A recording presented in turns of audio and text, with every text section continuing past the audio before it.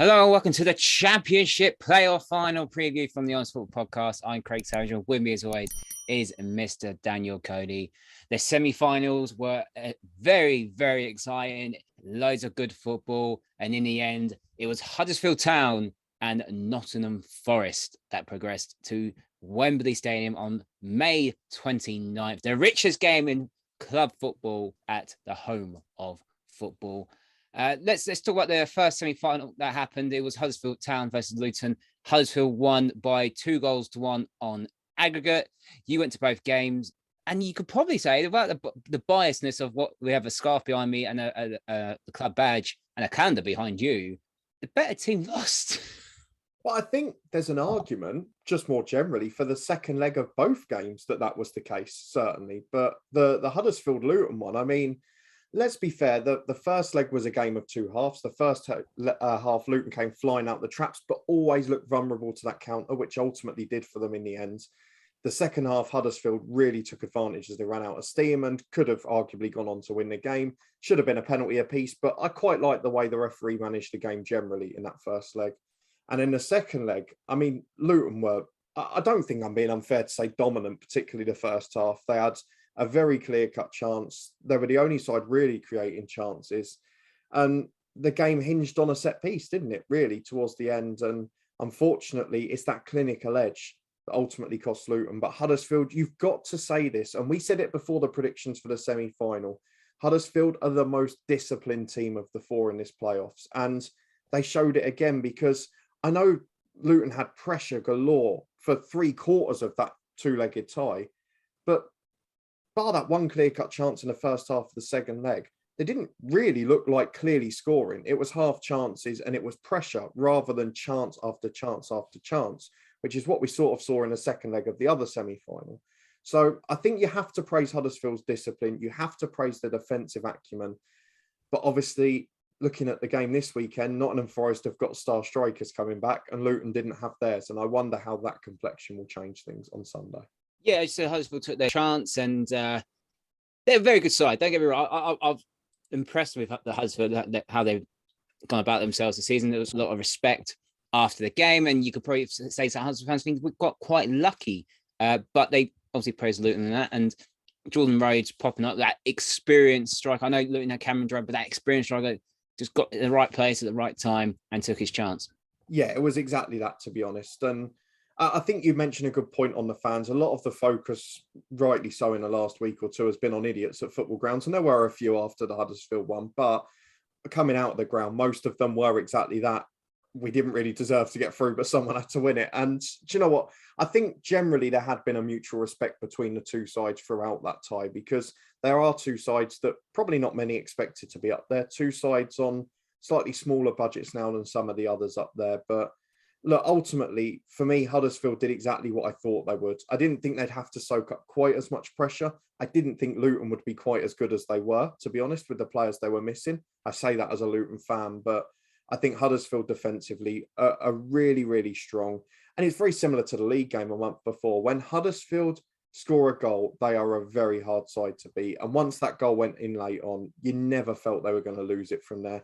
And as you say, having that experienced player like Jordan Rhodes on the bench, that's a bit of luxury that not many championship clubs have, no matter what budget you're on. And obviously, he came on for an injured Danny Ward, who it looks like is going to be fit. So might be same again on Sunday. Let's go on to the second tie. It was Sheffield United 1, Nottingham Forest 2 in the first leg.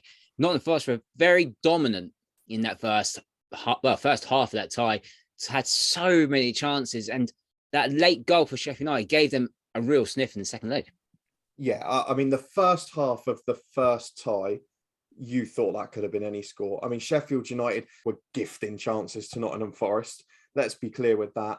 But we were talking about it as the game was going on. The way Sheffield United set up against Forest in that first leg was astonishing. Like, we all know what Forest threat are. We know they've got pace on the counter. We know they've got an incredible right wing. To almost go toe-to-toe with them was an astonishing approach. And I really didn't think that's what Sheffield United would do, particularly given their defensive record. And Nottingham Forest, you've got to give them credit that first half. They took some advantage and probably should have taken more. Sheffield United had a good spell at the start of the second half, but then that slip that led to the second goal just changed it again.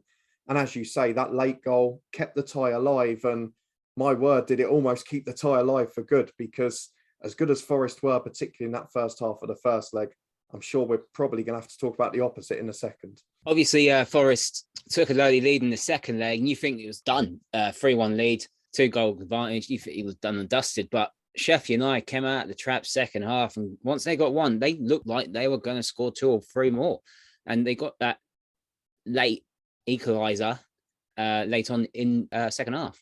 Yeah, and let's be fair, it wasn't undeserved. They were rampant. And it's something that does concern me for the weekend. We talk about the discipline of Huddersfield's defence when they had a lead. Well, you can say the complete opposite for Forest, can't you? Because they gave up 20 shots in that game. They gave up 5 official clear-cut chances. I mean, Brice Samba in extra time, on a side note, I know he was the hero in penalties. He made an unbelievable save in extra time. And in the end, they relied on their goalkeeper to be the hero, which, yes, it's a great individual moment. But like you say, Sheffield United probably will be disappointed they didn't have it wrapped up in 90, and then certainly after extra time. I'm glad in a way, because I did predict the tie to go to penalties. But to be honest, I think the thing that surprised me is that Forest in front of their home fans have been so good under Steve Cooper. They've been so aggressive, so front-footed, and they sort of went into their shell a little bit, which is the first time we've really seen that at home, and maybe gives me some cause for concern, rightly or wrongly, for the weekend. But in the end, they got through, and I don't think they really care how they did it, but I think they would have liked a little bit less of a scare. I don't think I've come across a championship playoffs semi-final that all 4 teams pretty much deserve to go through in some sort of way. I've never experienced that. Yeah, and I mean, you can certainly, for at least half of one game, you can give a case for every team being completely dominant at some stage of the tie. And I think that's the thing that was so great. It was a great advert for the playoffs. And actually, we've seen it in most of the EFL as well. We saw it in the reverse legs in the League One ones in particular. Is just 4 really good sides, a lot of mutual respect, a lot of attacking threats, and in some cases, some brilliant defensive discipline. The EFL playoffs, if you take away the stupid shenanigans on the pitch, which does really annoy me, because we should be talking about some of the best EFL playoffs we've ever seen. And unfortunately, most of the world isn't. But the 4 sides here, they all did themselves credit. Whoever doesn't go up, you would expect to be up there next year, given the way they're playing. And from a neutral point of view for this tie, and as a Luton fan for the other one, you can only enjoy the football you've seen. Yeah, it's not nice to see. And obviously, we wish Billy Sharp the speedy recovery, because that was absolutely disgusting and totally wrong. Right, moving on to some positive news. Obviously, Huddersfield and Nottingham Forest are in the final. It should be a very good game. This is quite interesting, because 2 different styles of football. I would say Huddersfield are more disciplined than Nottingham Forest. I feel like Nottingham Forest are a bit quicker attacking wise, so it makes it a very hard one to call. Yeah, it's sort of the perception of disciplined events be rampant attack, isn't it? And I know the stats over the season don't really suggest that, but if you isolate Forest to when Steve Cooper came in, then yes, it certainly does. But Forest, barring that little scare against Sheffield United, and actually bar the last couple of weeks of the season, they are very strong defensively under Cooper as well. They had the best record in 2022 up to the final week of the season. So we can't underestimate that. My concern is that Forest have got a bit of a younger squad generally. I know there's experience in there. There's obviously the argument that Forest are missing star attacking players. We know about Lewis Grabban, we talked about, but Keenan Davis came back on in that second leg and is going to be a very important player for me, because as much as he's done a solid job, he's helped the team out. I don't think Sam Surridge is quite of the same quality at this stage. For Huddersfield, it's about discipline. It's about defensive strength. And I don't think they will, and I don't think they could afford to go out like Sheffield United did in the first leg and try and go toe for toe. But on the other side of that, we've talked about Huddersfield's main attacking threat for a long time, and you've been a massive advocate of him, which is Harry Toffolo from left wing back. I would imagine his job is going to be to deal with Jed Spence and Brennan Johnson on the right-hand side. So are Huddersfield going to lose a lot of their attacking threat whilst trying to deal with the defence? We get no clue really from the games they played this season. They've won 1 each in the league. They had that brilliant 5th round FA Cup tie, which either side could have won. It is very tough to predict. And it's fitting, really, isn't it? For a championship season, the most unpredictable league in the world, that we have an almost unpredictable game to finish the season. It is fair. You look at that right hand side, I don't see Brennan Johnson helping Spence out if Toffolo does go forward. Because I hope Sorba Thomas is on that left-hand side to help Toffolo. How fit is he? That's the question, isn't it, with Thomas? Well, he's had a couple of weeks extra now to get fit. Obviously, he came on, he set up the winner for Jordan Rhodes. I didn't think like they were going to look like scoring if they didn't bring on Thomas. I think with Huddersfield, that watching that second half for Forest does give them right. If we can structurally hold ourselves to this, we can be very hard to break down. Yeah, and I can't make a really strong case for one side dominating the other. And I mean, their league records prove it over the season. They were separated in the 94th minute of the final game of the season on points. It tells you how close it's going to be. I look at the Huddersfield side, having watched them closely over those two games, and say, well, you don't often look like conceding. I watch Forest, I see a frailty at the back, but I see a lot of quality on the break. And I feel for Huddersfield to be creative, to take those chances, they have to take risks, which will leave spaces in behind. So it's one of those weird games where I don't think we're going to get an average game. I think we're either going to get that disciplined 0-0 where it goes all the way and it's really frustrating, or we're going to get the opposite and we're just going to get an absolute barnstormer, which I think would be footballing suicide from a Huddersfield point of view. But of course, you also add in then the playing at Wembley. Could one team fold under the pressure? We saw that in the League One playoff final last week, Wickham didn't really turn up with the fans there, and the game was almost over after 20 minutes, the way they were getting outplayed. So I do worry about that as well. Huddersfield have been there a few years ago in one of the last ones where fans were present. I know there's not many survivors from the team, but still, Nottingham Forest, this is the moment they've been waiting for so many years. It's the closest they've been for so many years.